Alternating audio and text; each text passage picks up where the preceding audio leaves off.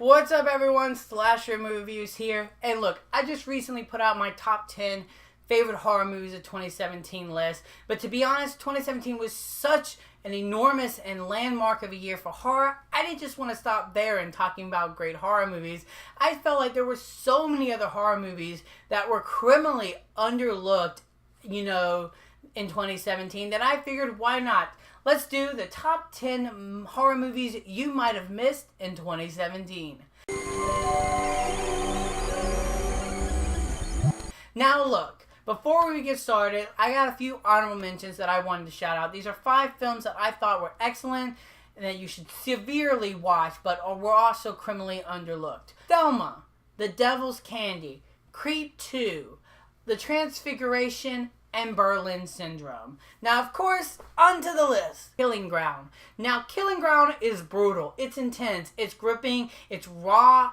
It's very hard to watch at times. But man, oh man, was this movie visceral. And I loved how, in a sense, gripping this movie is. I would highly recommend this movie to fans of Wes Craven's The Last House on the Left. You can clearly tell these filmmakers were a big fan of that movie.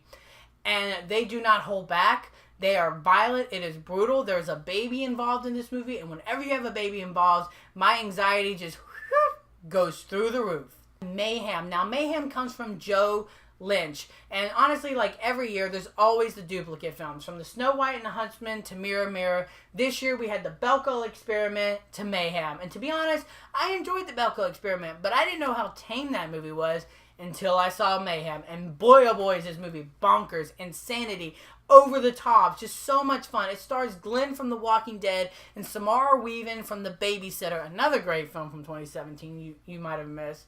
It's so much fun. The kills are violent. The gags are funny. This movie's over the top. This is the kind of movie that's so over the top, at any point you might feel like the characters will break the fourth wall. It's just completely bonkers. I had so much fun watching Mayhem, and I definitely think this is a movie you should watch if you're just looking to have a good time with your buddies. Dark Song. Now, a dark song is very unique and different, and it takes a genre that we've seen done 100 times before, the supernatural genre, the films about the occult and the seances and the rituals, and does something different and showcases grief and horror and grief and how far people are willing to go for closure in a very beautiful and haunting way. And I loved how this movie used the seance. It feels very procedural, and every time that they go and do these procedures, this film of basically 2 people, things might slightly change a little differently to the point that you're like, wait, was that different? Was that not different? Is this toying in my head? It plays with your expectations,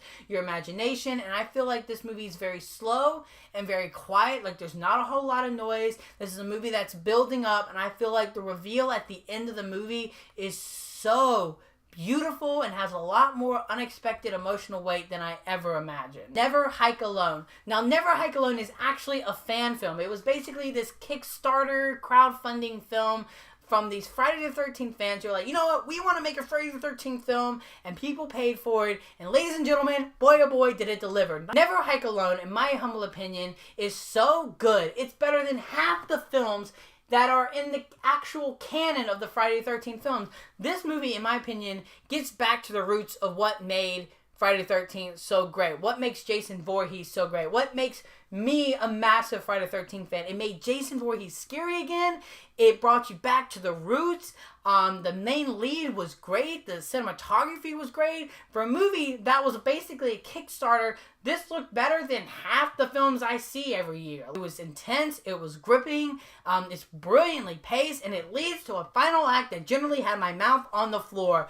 Oh my God, did the final act deliver everything a Friday the 13th fan wants and more. Hounds of Love is very similar to Killing Ground. In a sense, like, this isn't a movie you particularly watch and then when it's over, you particularly love. Like, no one really loves Killing Ground or Hounds of Love. They don't watch and be like, oh man, that was amazing. I love that movie.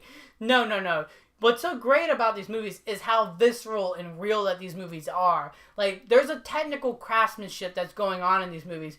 Killing Ground feels real. It feels very Last House on the Left. While this movie feels very visceral, intense, has a sort of, like, dream-like, nightmarish quality to it. Like, far more rich characters than I ever imagined. Like, a movie like this, you wouldn't expect define such layered characters the way that you do. I mean, from the kidnapped to the kidnappers, they're all got so many different dynamics going on, and the performance is just absolutely incredible. If I have any issues for Killing Ground, is there's not really a reward.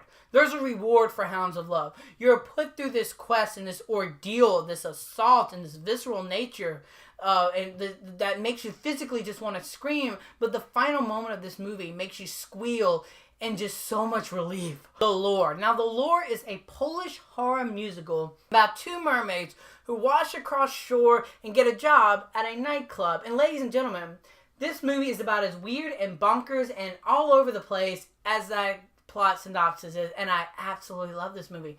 The musical numbers are stylish and dazzling and filled with so much life.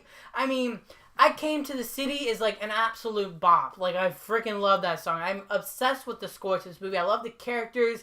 I love all the horror elements that are going on in this movie. It just feels unique and different, and you really feel like you have never seen anything like it. And if you're a big musical fan and you love horror movies, boy, oh boy, you have to check out The Lore. The Black Coat's Daughter. Now, The Black Coat Daughter feels weird talking about it because I feel like I saw this ages ago, but it's just now coming out in 2017. And boy, oh boy, did I love this movie. It's super eerie. It's creepy. It comes from Oz Perkins, the son of Anthony Perkins from Psycho. And man, oh man, you can just tell that he loves the horror genre, but feels like it's smart and sophisticated. And I love that this movie takes its time. It's slow. It's mechanical.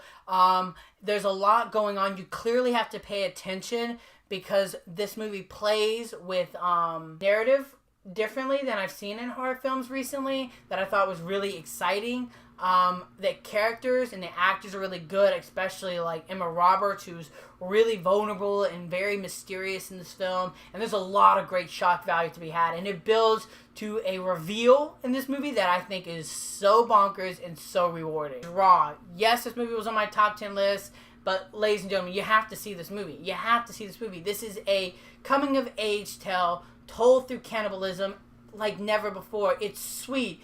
It's endearing. It's graphic, but only when it needs to be. And the performances are just out of this world. And it's beautifully shot. And it's just so amazing. Like, I love this movie. And I absolutely love the final moments. Personal Shopper. Oh my god, this movie is so amazing. It constantly is what it is not. It plays with expectations and your imagination. And Kirsten Stewart is got so many different dynamics and so many different elements going to her performance in this. She's absolutely captivating to watch through her struggle with grief and her desire for closure with her death of her brother, that it all leads to an absolutely just amazing ending. Now, of course, my favorite horror film that I severely think was overlooked in 2017 is Better Watch Out. And the reason why I say so, because I feel like this movie should have been played in every single theater and Cineplex around the world. I love this movie. I love this movie. I love this movie. I love this movie. Yes, it was tailor-made for me, but I don't care. This movie is mean-spirited, but filled with so much holiday joy that you can watch this not only every Christmas season, but just any time in general. It's so much fun. It's the most fun I've had watching a movie in years. The characters are great. They're so much fun. I love the actors. They clearly look like they're having a fun time on set. It just, everything about this movie is so much fun. It's packed with twists and turns and gags and surprises and scares. It's just a great movie. It's such a great movie. I love this film to death, and I severely think that if you haven't seen Better Watch Out, you need to put it on your radar. So you guys, there you have it. Those were the 10 horror films that I think you might have missed in 2017. If there's some horror films that you think I might not have seen, make sure to leave them in the comment section below, and I'll clearly add it to my watch list. And of course, I love horror. Let's talk about horror. Everything, just drop it in the comment section below. And until next time, I'm the Slash Movier, and you guys have just been slashed.